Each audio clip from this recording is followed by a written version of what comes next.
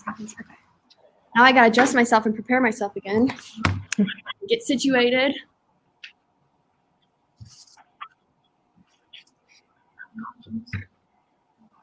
Can I see you? No. Okay, we're down to 30 seconds, ladies. Ready. All right.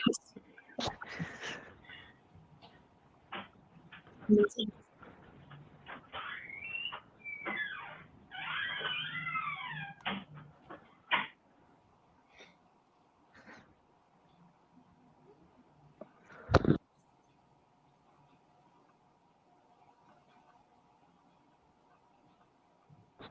All right, so welcome everyone, and thank you for joining today the Unleash Opportunity panel, an inside look at women's sports. My name is Molly Pan, and I'm a junior here at North Central, and also serve as the secretary for Sports INC. I hope you guys have all enjoyed the conference so far, and I'm looking forward to end the conference with this session alongside these three amazing women. I first want to get started and introduce who will be listening today. We have Kim Castellanos, who is currently the Community Engagement Manager for the Chicago Steel Hockey Team. Michelle Burke-McCaskey, who is currently the Manager of Customer Service for the Chicago Bears. And lastly, Taylor Young, who is currently an Athletic Director for the Chicago Math and Science Academy. So I hope you guys are all excited as I am to hear their different perspectives and thoughts on these questions today. And to start off with, can you guys just give me some more insight into what you ladies do within your organization? Let's start with Michelle, please. All right, can you hear me okay? I was afraid I double muted myself, so apologies. So my primary function with the Bears is within our ticket office. So managing a small team of account representatives. And then on game day, our game day staff, our fan services, which is about 90 staff members. Some of them are North Central students, so thank you, North Central. A little bit of a shameless plug there. But so anything from ticket service, I hate to use the word complaints, but I'm going to use it, concerns, issues. So really just supporting my team on that. And then, like I said, on game day, similar function, but throughout the stadium. Great. Kim, can you tell us next? Yeah. So I actually do a lot, even though my title is Community Engagement Manager. We're a small staff, so I also oversee our merchandise, so the design, selling, our system that we use. I also manage the box office on game nights. My main focus is establishing and creating relationships with local area schools. So we have an assembly program that we offer. We also offer a reading program, just to engage those kids outside of the classroom as well, and then have them come and see what the Steel are all about. So I also run different types of errands if I'm asked, and different projects. So as many people have mentioned, I am one person that wears many hats in our organization, and I take full pride in that because that means that I am dependable in doing some certain things. Great. And then Taylor. So I'm an athletic director for a high school, and we're kind of under the umbrella in Chicago Public Schools. So on a day-to-day, I mean, in more.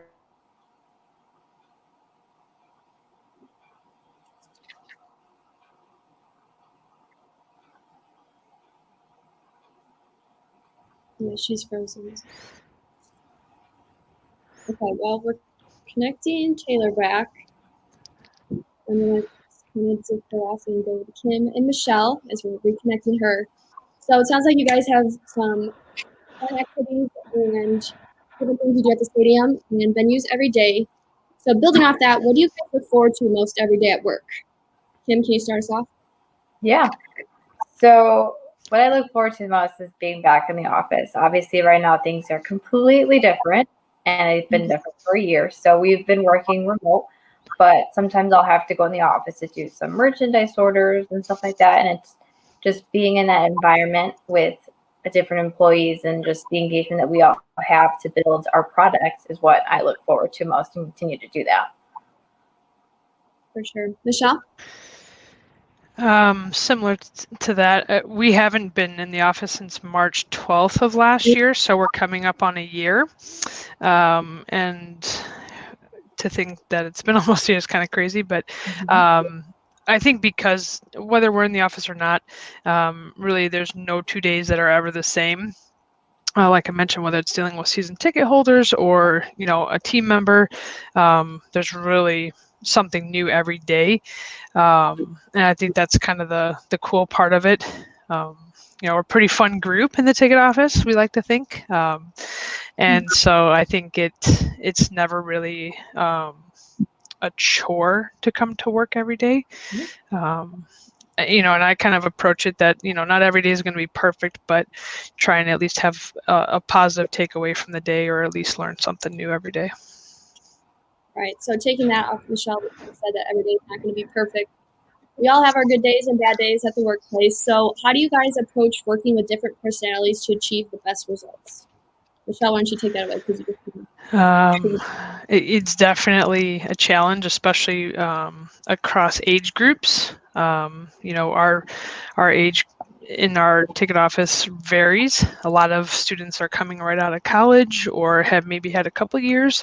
So I think the key thing for me, at least, is to know what each person's personality is, not only on my team, but also everybody within the office.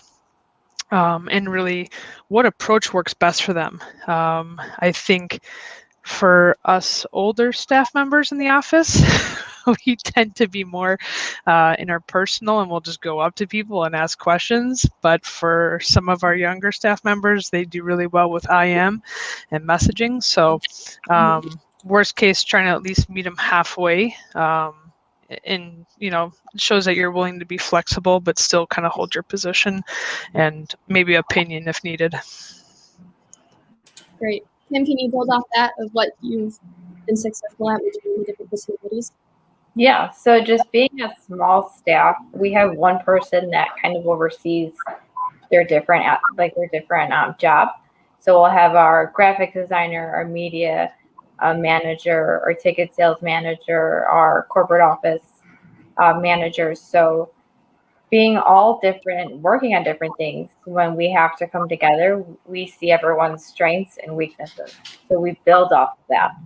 So when we have to, when we have a meeting to just brainstorm ideas, you see where everyone has their strengths and their weaknesses, and then we all just build off of that. If there's something that we have to do with a partner, we know what their strengths are, and we build off of that. So it's just a nice, work dynamic that we have where we can see everybody's strengths and weaknesses and just build off of that and just come up with these great brainstorming ideas. Awesome. I know it's always good to build off on each other, and that's what gets us to the right place. So going off that, the road to success is never easy. So I want to ask, did you guys have a mentor on your way to the industry, and how did they help you pass your perceived limits? Taylor, did you pop it in here, that question fully? I did. Sorry, my internet, of course, decided to choose right now. No worries.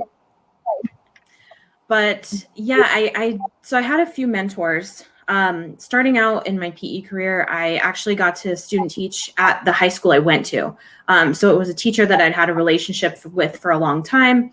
And she kind of helped me figure out what exactly I wanted to do and how to get there. So I actually got to watch the athletic director at my high school and kind of get into their brain a little bit more and kind of figure out what they did day to day.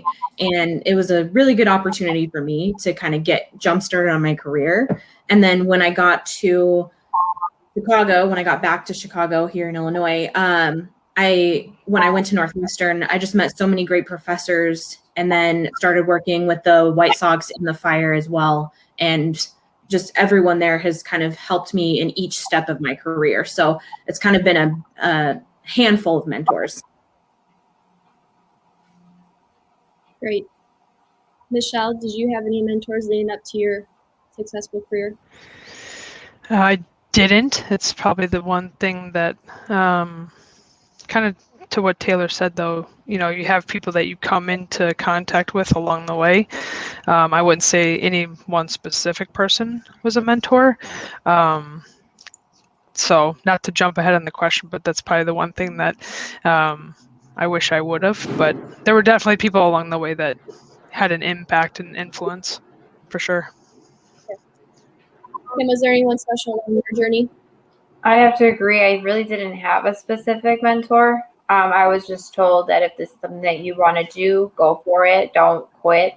And I would just now my mentor is actually our team president at my current job. I mean, he's pushed me into my getting out of my comfort zone with making sales calls, and that's not something that I personally think that I'm good at, but it's something that I was given to as a task to get myself out of my comfort zone, and he has definitely helped me along the way in getting comfortable in making sales. So I would definitely just say that if you have someone who's willing to help you and push you, that would obviously be a mentor for you.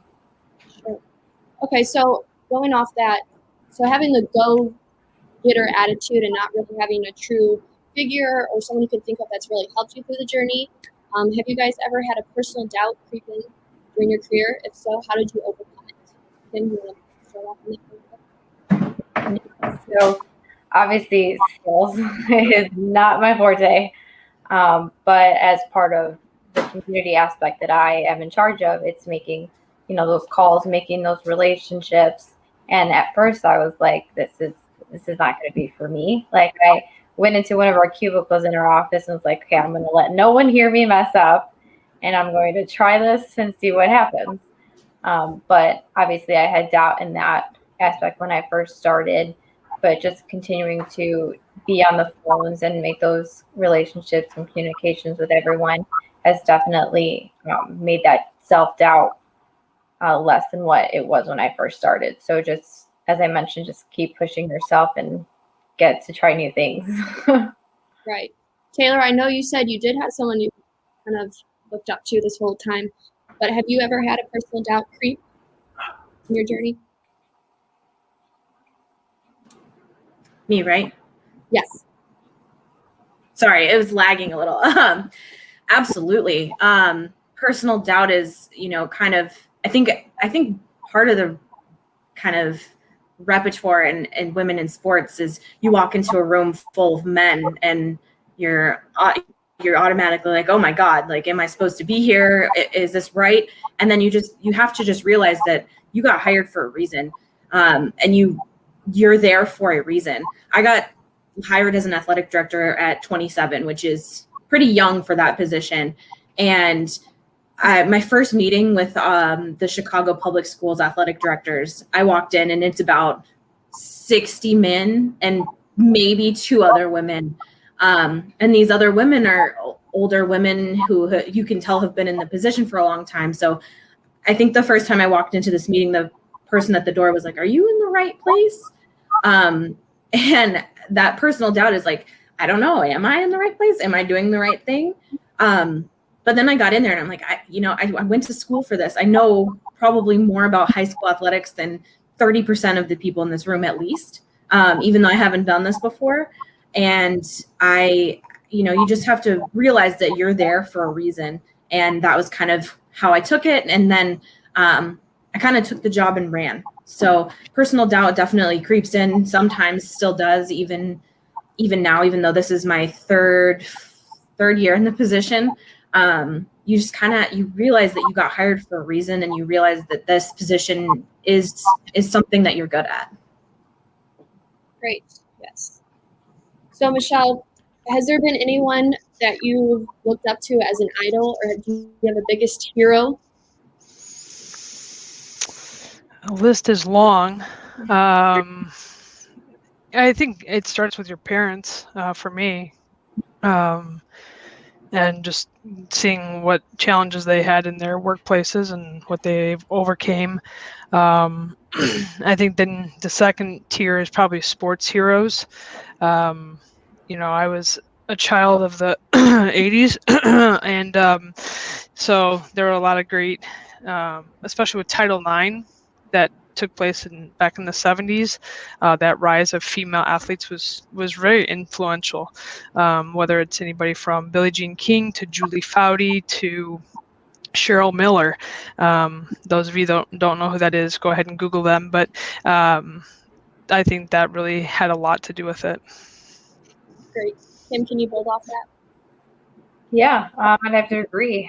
Parents might be my top of the list. I mean, my parents had both 2 different jobs, and then they made a business of their own. So now they're owners and everything, and they are telling me that go for what you want. Like, it's a family business, and they're like, whenever you're ready, you can join us, but go and venture off and do what you wanted to do.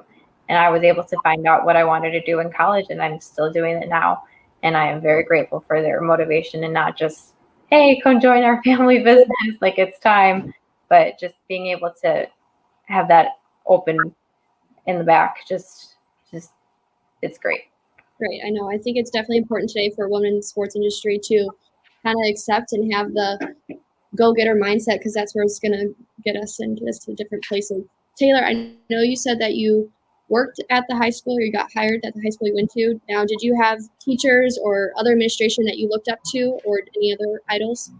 Yeah, so obviously my parents, but throughout my career, I've gotten to like kind of see different aspects, because I kind of took a really roundabout way to get to where I am. So at first, when I graduated with my bachelor's, I thought I was going to go into physical therapy. And then I decided that's not for me, because I worked in the industry while I was interning in the industry, and I went back and I was a personal trainer for a while.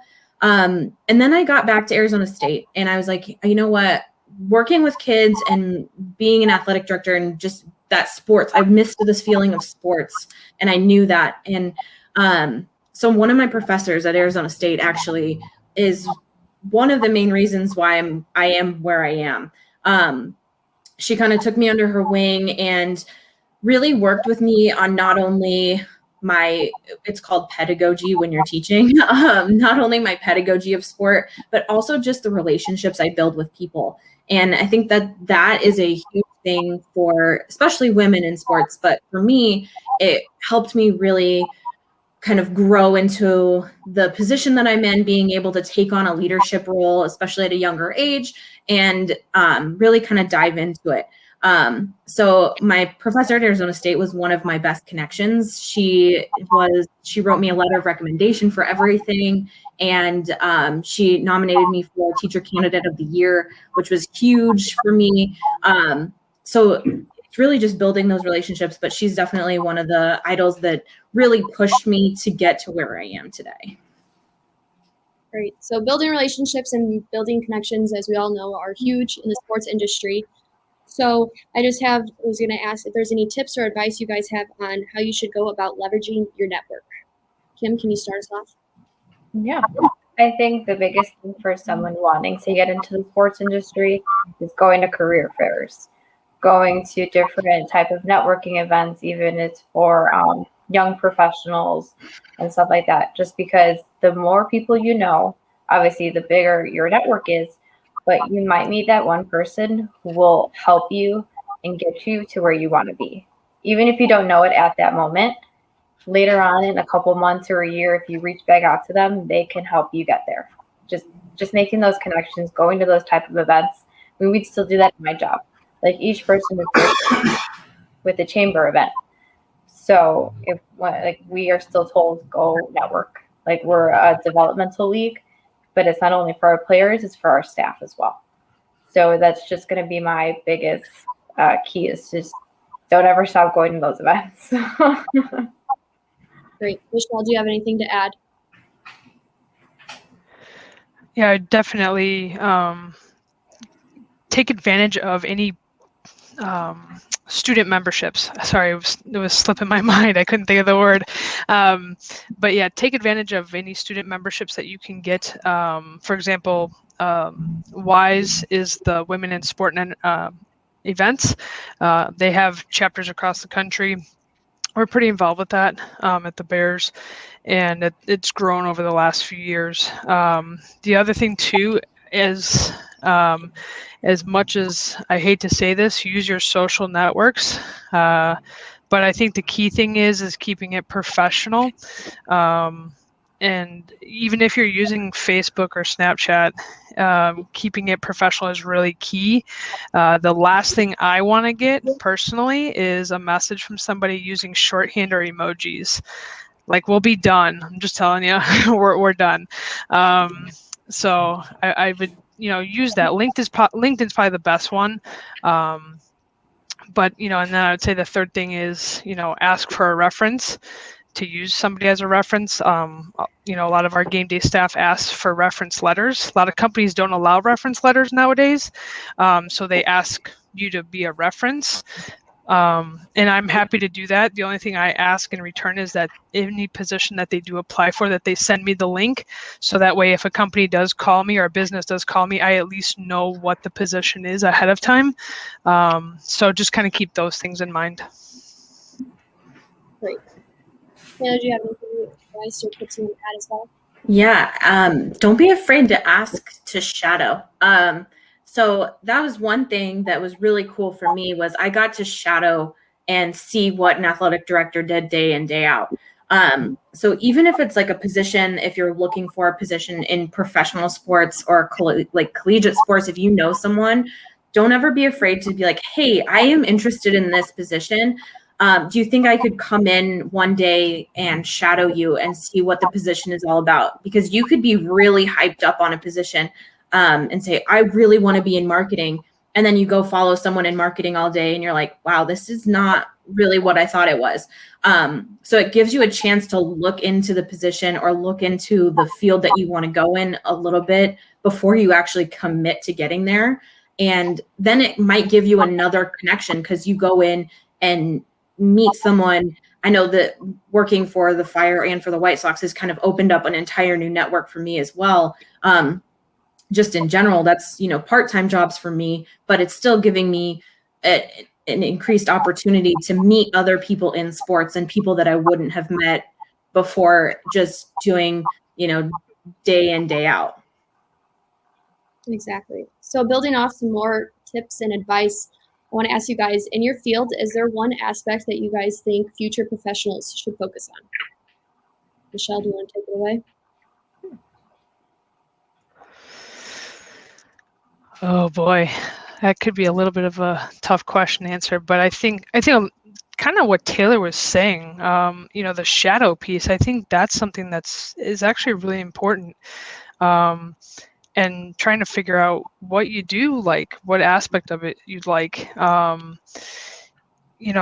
think the more you can expose yourself to it as well, it may be taking a game day position. It may be, being the laundry person. I mean, it sounds brutal, but I mean, Kim can probably attest to this, cleaning ice skates, stuff like that. I think those, if you're willing to do kind of that grunt work, that's where a lot of these people start, So I mean, that's I did a college internship in the ticket office a long time ago, and here it took me a different direction, but it taught me a lot, and so don't be afraid to do the grunt work. That's great advice. Kim, do you have anything you'd like to add? I'll actually piggyback off that, just trying the different things, apply for a job and just try it out.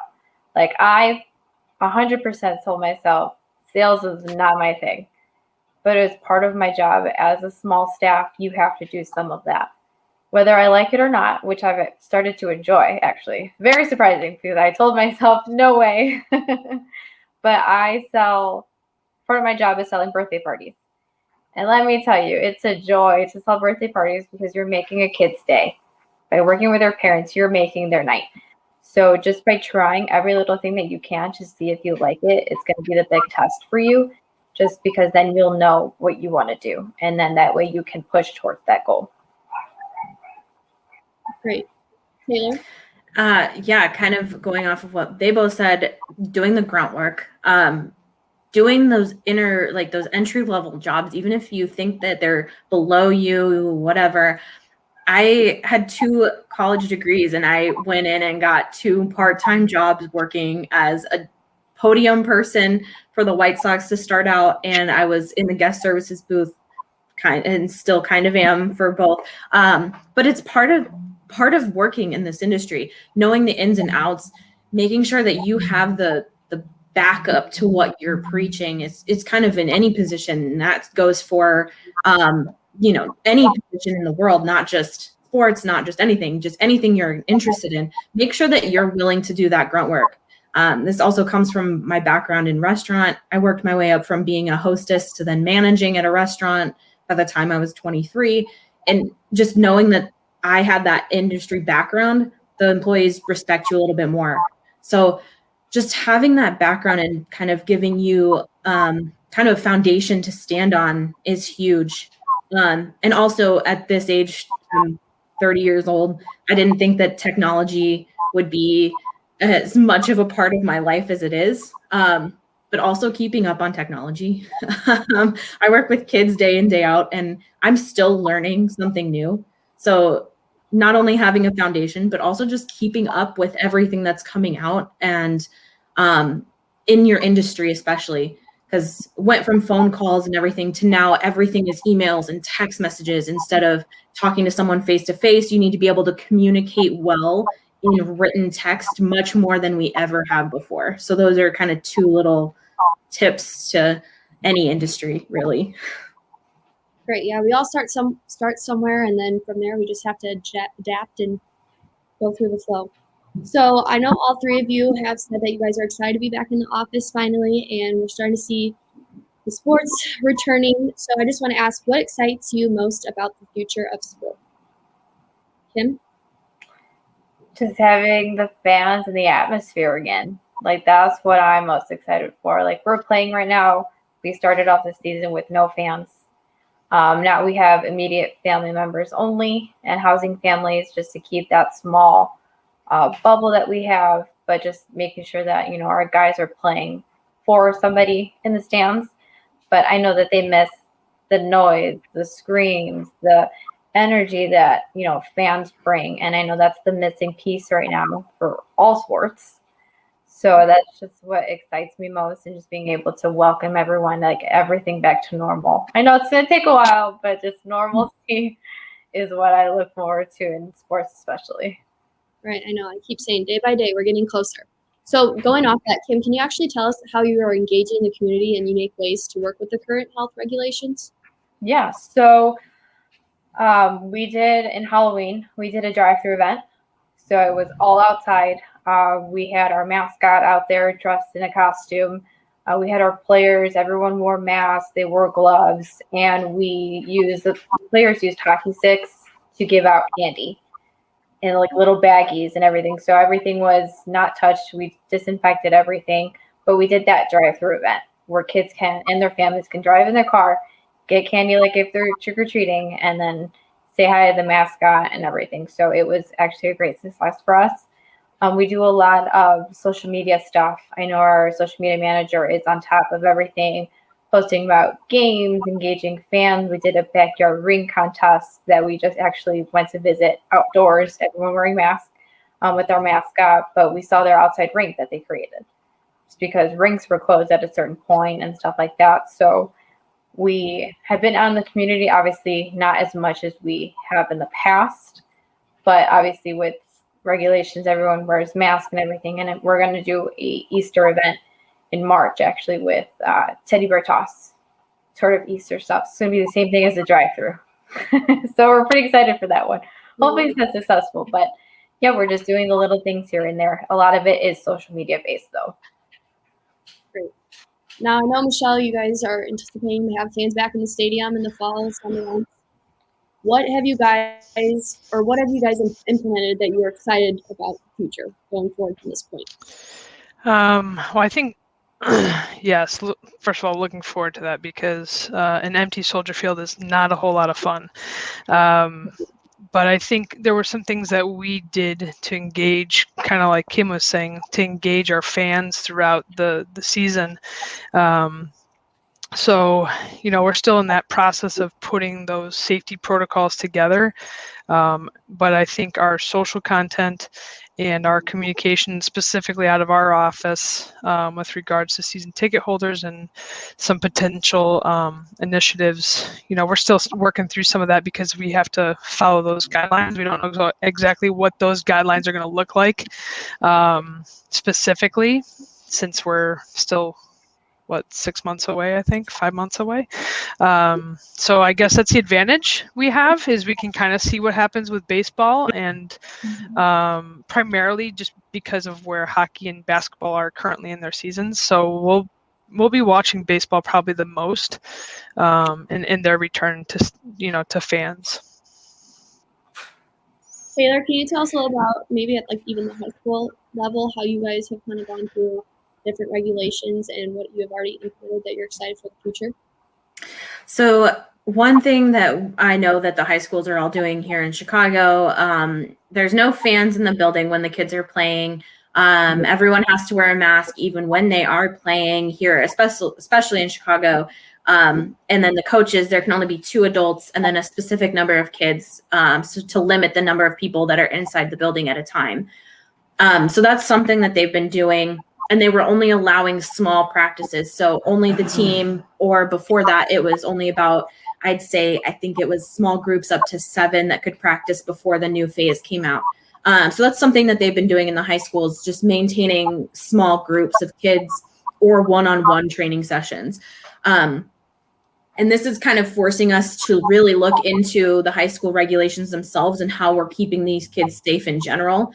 And it's really exciting for me because I get to move everything that I used to do from paper to online, and getting to be able to kind of have a database online. Because when I came into my job, I don't want to say it was a dumpster fire, but it absolutely was. And I had to really sift through a lot of paperwork. And now it's given me this chance to get everything online. So if I happen to leave my position at any point, I can now hand it off to somebody else, and it's very easy to follow. So I'm kind of looking forward to how we're going to get these kids back to playing and how excited they are. I get so many emails a week of kids asking, when are we going to get to play? When are we going to get to play? So just being able to get them back, because I know sports are so important to not only just social, but also getting these kids exercise, because they're sitting behind computer screens all day. So that's kind of an exciting thing for me, is to be able to get these kids moving again and them looking forward to, spending 1 hour to 2 hours at practice again. Great. So I know, Taylor, you just said that it was kind of a mess as you kind of was thrown into the AD position. Can you tell me some of the skills that you've taken with from the Sox and Fire that have helped you today in your AD position? Absolutely. So I kind of got baptism by fire with my athletic directing position. No one at my school knew what the athletic director did, and the old AD was just gone. So I came into a position, no one knew what was going on, and no one knew anything about it. And so I figured it out on my way. But something that I took away from my positions, because I actually started with the Fire and the White Sox before I got the AD position, something that I took from them was organization and how important having everything ready for game day was. So in high school, it's a lot less for there's no TV signage, there's nothing like that. And I don't have any suites at my high school. But they have a rundown sheet of everything that needs to get done before the game. And, that's just my managers there. And there's, 6 or 7 managers plus directors plus vice presidents, and everyone has something to do. So I took that from both my jobs. I made sure that I had the list of everything that I needed to get done before the game.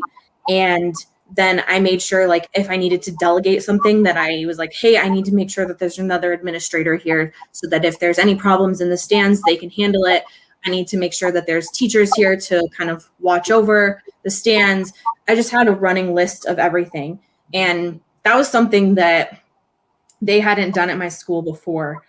And taking that just piece has now helped me build from there. It also helped me communication wise, knowing how to sound professional when I'm speaking to other people in the same position as myself or even higher position, being able to communicate effectively, efficiently, and being able to just know that you can communicate in a professional manner. I know I've had a little taste of ops myself, and I really realized how sports are really a day-to-night production, and you don't know really how behind the scenes how much goes into different events. So, Michelle, can we talk about what you typically do to prepare for a game day? This is where my former experience as an athletic director comes into play, and those lists are helpful. I'm a big checklist kind of person, because I have so many moving parts on game day, from the fan services to our season ticket holder experiences to ticketing. I have my own checklist, but then I have my team's checklist. So my team kind of hates me in some ways because I have too many checklists probably. My goal for 2021 is to consolidate some of that, but nonetheless, having that is super important because you don't forget anything, hopefully. And you can ensure that there's consistency, because that's not only what your staff expects, but that's also what you need to provide to that customer potentially, depending on your venue. So you made me giggle a little, Taylor, when you talked about having to worry about suites and things like that. I'm just a small microcosm of the game day.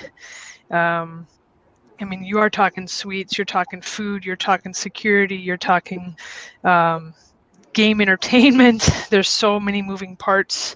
I know, Kim, you can appreciate that too. So, but I would say organization is key, and using the technology that we have. When I was an AD, email was not a thing.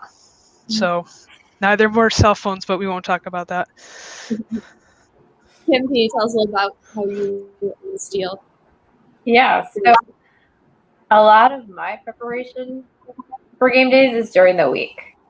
So as I said, I manage the box office on game nights. So I am standing at the will call, but I'll have either interns or another staff member along with me selling the tickets. And if anything goes wrong, like, I'm there to help and jump in, and vice versa if something goes wrong on my end. But I oversee that. So my preparation is making sure I'm the housing coordinator contact. So just making sure that I have all of those tickets for housing families all set, ready to go, printing everyone's tickets. If we have any visiting teams coming, or they have their tickets for their suite. So a lot of that is the ticketing portion that I handle prior to the game days, but overseeing that everyone at will call has their tickets. There was no confusion, checking IDs and stuff like that. But I also oversee merchandise on game nights. So obviously we'll have an intern taking care of merchandise because I can't be two places at once. But obviously if something goes wrong in merchandise, I'll have to run and make sure that that's handled, or if we need different sizes or exchanges and what our policy is and stuff like that. But now that with the new season coming up, hopefully we'll have fans in the fall. Maybe my game day nights will be a little different because we are now a smaller staff, and I have been taking over our actual game day staff and interns now. So that wasn't part of mine, but now it is. So it's just like, it'll be evolving, always changing. That's the best about sports, right? It's always changing, always evolving. So Taylor, I know you said earlier that you were in a situation once you walked into the room and were asked, are you supposed to be here? What are you doing here? So in your position as AD, how you're breaking barriers, because typically the ADs have been seen as a male-dominated field. So in your personal experience, what is your best advice for girls and women looking to break the industry of the sports business? Get involved in any way possible. That's my biggest thing, because I know that part of the reason I got hired at a young age was not only my education, but it was also the fact that I had experience, even if it wasn't directly in athletic directing, it was something involved in sports. So any way that you can get involved, any possible chance you have, whether it's interning, whether it's shadowing, like I said, whether it's game day, just be involved. For me, it's, my education has been a big thing. So having a background of learning sports, which if you're in sports business conference, I'm pretty sure that you have some interest in sports in college. But just, again, having that background, and also not necessarily taking no for an answer. You can get told no 100 times, but it only takes one time to get through the door. And like I said, just keep beating down doors and kind of taking those steps forward in any way possible. I went from being a PE teacher to then taking my PE degree and then moving forward into athletic directing. So kind of finding any kind of stepping stone or pathway to where you want to be, and ask different people. So if you know somebody in your position, or if you know of somebody in your position, reach out to them, because the worst they can do is not respond, or just be like, hey, I don't have time to answer this. But the best thing that can happen is you can actually create a relationship with somebody, and you can learn something from them. I know that I had a student via LinkedIn. I'd never met him before, but they reached out to me via LinkedIn. We have a relationship now on LinkedIn. He interviewed me for a paper that he turned in because he wants to do athletic directing. And now he might come when we're back in school and shadow me for a day or two while I'm at school. So again, just asking and kind of putting yourself out there in any way possible, whether it's working game days, shadowing, reaching out via LinkedIn, coming to conferences like this. This is a huge step because you can make connections that way. Building off that, I know at the college level right now, as students, we are pushed LinkedIn profile, professionally connect, get your name out there. So can you guys share your advice or what you think of LinkedIn? Michelle, I'll start with you, please.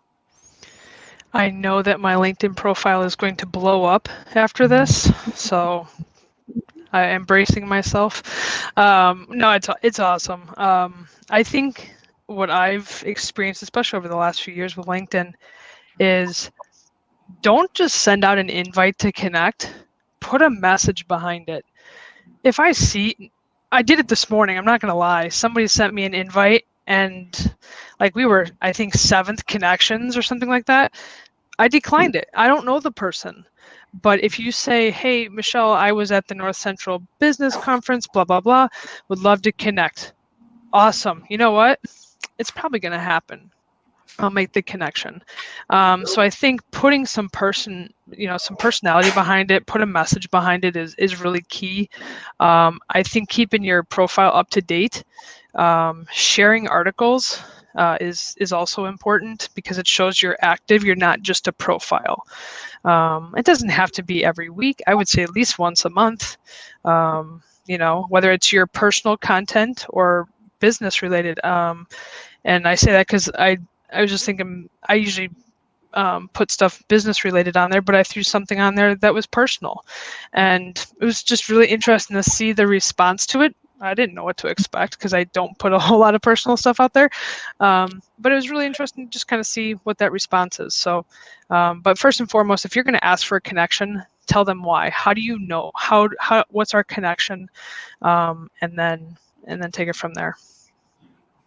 Great. Kim, can you tell us a little bit how you utilize LinkedIn? Yeah, I think when I first got it, I wasn't utilized as much because it was just like, this is LinkedIn, this is the network professional. Like, it's just like, okay, how does it work? Like, what are the details for it? But I think now it's becoming so much bigger, because obviously with this whole change, social media, networking online has become the biggest way to make those connections. So obviously just making sure you know how to use it. As Michelle mentioned, connect, but write a message so that people know where you're coming from. And then just obviously the big key is just utilize it, not to just benefit you, but you can always help other people too. Great. And Taylor, I know you shared a experience where you connected with a student. Do you use LinkedIn on a day-to-day basis? So I definitely check LinkedIn on a day-to-day basis, see what's going on, because it is a great way to kind of keep up with everything that's happening in the business of sports and business in general. Mine's very sports related because of all the things that I follow on LinkedIn and the people that I follow on LinkedIn. But LinkedIn has been a great tool for me, because not only did it allow me to connect with a student, it's actually how I got my first job in Chicago. I got headhunted on LinkedIn for a PE position at a school here in Chicago. I didn't even apply to the job, and they reached out to me via LinkedIn. And that's because of all of the stuff that I had updated and posted and just been active on LinkedIn.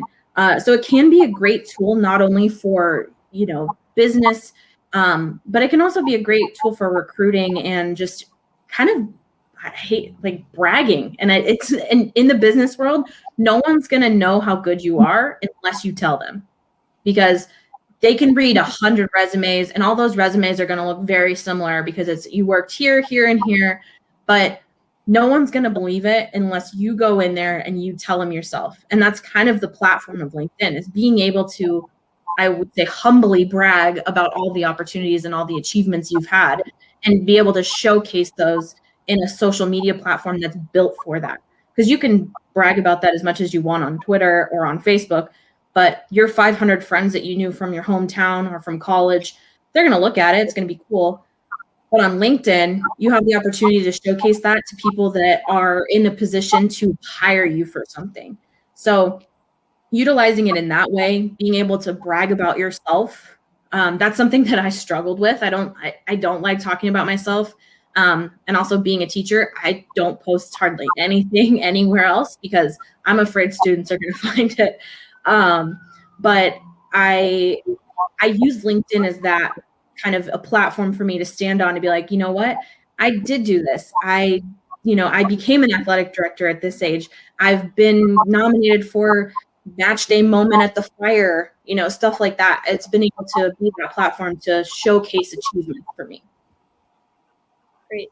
So to wrap it off, I just want to pose a question to you guys. So as women in the sports industry, we're going against a lot of stereotypes, and we're unleashing the opportunity now, as we can see, as you guys in these successful positions.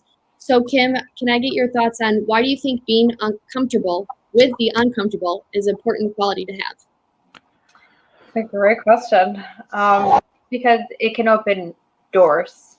It can open many doors for you. If you put yourself in the position where you're uncomfortable, in the sense of, like, my example is going to be selling, because it wasn't my thing when I first told myself, like, I don't want to do sales. So I was told that it was part of the job and I will have the training for it. I will get on the phones, and I was scared. I'm not going to lie. I was scared calling someone and saying, hey, do you want to have your birthday here? And they'd be like, why are you calling me? Some people don't even want to talk to me on the phone, but it's just that opened doors, and that has opened and helped me expand my knowledge and what I need to do to be successful in where I am right now. And it'll help me along the way. I can get a job somewhere else, and all I have to be is on the phone. And you know what? If that's what's going to happen, that's what's going to happen. But I'm going to have that experience, and being in that uncomfortable situation personally for myself has helped me in my career and as a person in general. Like, now I can be on the phone and be like, hey, I'm not gonna think twice about it. It'll just open doors and help build your career. Great. Michelle, can you add to that, please? Yeah, I mean, Kim said it. You have to embrace, as Madden said a few years ago with the Cubs, embrace the suck, because it's going to happen. And, kind of back to what I said earlier, you have to be able to do stuff that you normally wouldn't do. I think those two things kind of go hand in hand. But I think, being uncomfortable in sports when you're in a male, in my case, male predominant sport, yeah, it can be intimidating. I'm not going to lie. I can be in a room full of female colleagues that work for the organization, and it's still intimidating because we know we're in a male-dominated sport. So, but I think being okay with it and being able to think straight and whatever that next step is. I think one of the best things that my director did for me when I started with the Bears a few seasons ago was just saying, okay, go. And honestly, he's like, this is fan services, go. And I was just like, okay, and I had to figure it out. I'm not gonna lie. People that have worked for me don't listen right now, but I didn't have a clue as to what it all meant, because I came in August, right before the preseason, and it was just like, okay, you're gonna work with fan services, go. So fortunately we have, and this is where now you can listen, team members. We had a great team. RJ, I know you're sitting in the room somewhere over there, Brianna. But I think that group of people really embraced the role. And we also have some good team leads that help me out. So, but yeah, just be prepared. It's okay to be uncomfortable. Great. Taylor, do you want to add your last thoughts as well? Yeah, I think being uncomfortable is part of any job. Something that you go into, you're like, college is going to prepare me for everything else. And unfortunately, it prepares you for a lot, but not everything. And as soon as you get into a job, you're going to be like, oh, I'm learning everything else again. And you're learning everything about a job. So college is amazing. Obviously, I went to too much college. And I love it, but it didn't prepare me for everything. And every job I've ever had, first day I've been the most uncomfortable I've ever felt, whether it was a part-time job. But now I look back, and if you would have asked me 3 years ago, 4 years ago, if I would be speaking about what I'm doing now at a conference to other kids and giving them advice, I would have been like, no way, I have no clue what I'm doing. But now it's just become second nature. And being uncomfortable helped me grow and kind of push me into it. Like I said, baptism by fire, you just go for it. And you start to learn things about the position that you might know and do better than the last person. And that's, kind of the position that I'm in. I have created an athletic department, which consists of mainly me. But at my school, I have everything in place and binders and all this stuff when that was not a thing before. So being uncomfortable is, I think, the best thing for you, especially on day one, because you're learning, and learning is going to be the key to everything else. Great. So within the last few minutes that we have left, I'm just going to look in the chat, and we have a few questions that I want to present to you guys. Feel free to answer it however you guys want. So the first one is, how often do you have all the information you want before you need to make a decision?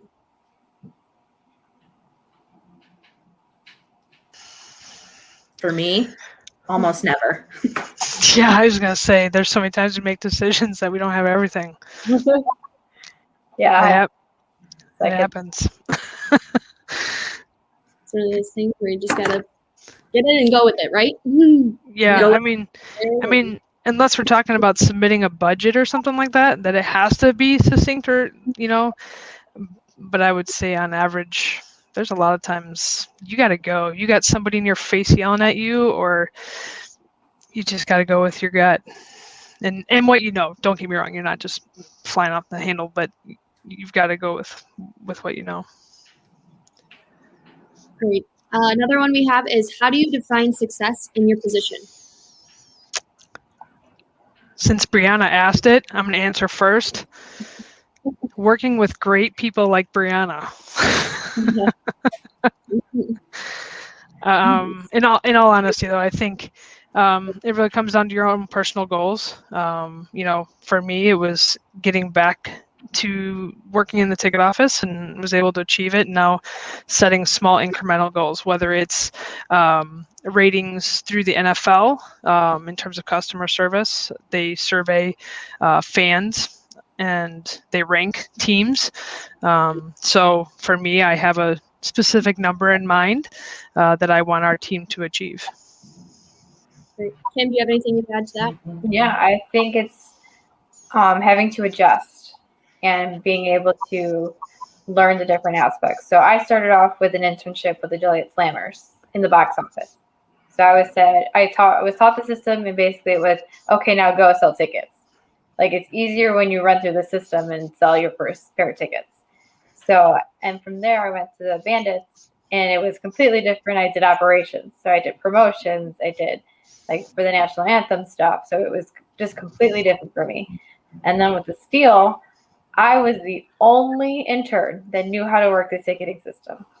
I even secretly. I even had to teach the person teaching me how to use the system. So that's where I was able to get where I am now, because I was able to know something prior to everybody else with the knowledge from my previous internships, and was able to get to where I am today within the organization. So I think it's just adjusting and learning the different aspects and just being able to jump right in. For sure. Taylor, any last thoughts? Yeah. So success, my goodness, success is subjective. And going kind of off of what Michelle said, it's a personal goal thing.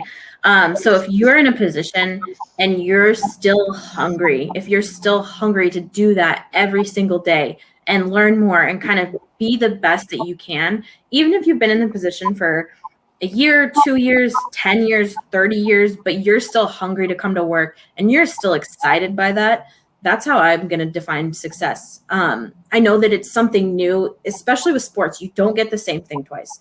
They don't play the same game twice. You don't see the same fan. I mean, you might see the same fans twice, but it's always a different day. And it's feeling like just feeling that hunger and success. Or those kind of go hand in hand for me, just being still excited about the position that I'm in.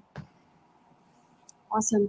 Well, I want to thank you guys today for joining us, and you amazing three ladies for taking the time out of your day to join and give us all your tips and advice. This will conclude our conference, our 5th annual business conference, and hope to see you back next year. Larry did have a question, by the way. Oh, okay. What qualities do you look for in hiring? Michelle, take it away because you pointed it out. Yeah, I mean, I don't want to overlook Larry's question. I think it's first and foremost, does the person meet the job requirements? So many times people will do batch applications or batch resumes, and they really don't match the requirements. I get that a lot with our game day staff. They want to be an accountant, but they're applying for an event position. So for some hiring managers, they might see that and go, no, I don't, but some hiring managers may do it based on the role. I think the other thing too is, when we do get them into an interview, group interview, what that personality is like. Are they going to mesh well, not only with me, but also with everybody else, and how they handle conflict, because that's what they're doing. It's a lot of conflict resolution, overcoming, objections in the terms of fans being mad.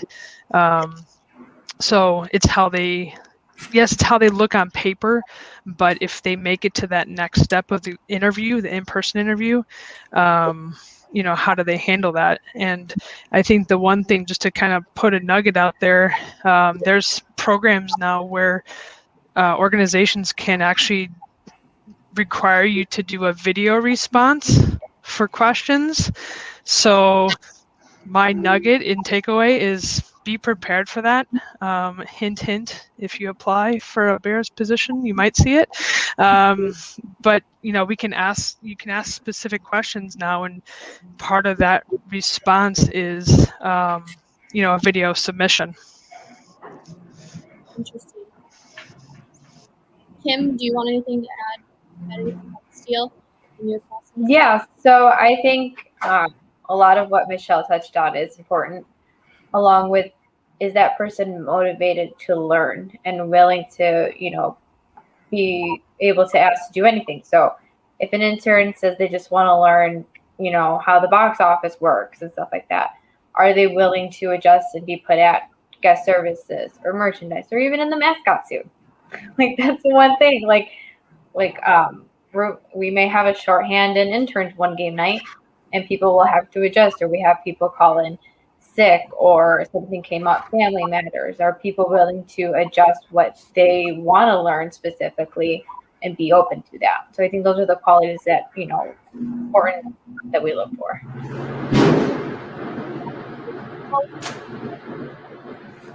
Taylor, any last thoughts on that topic as well?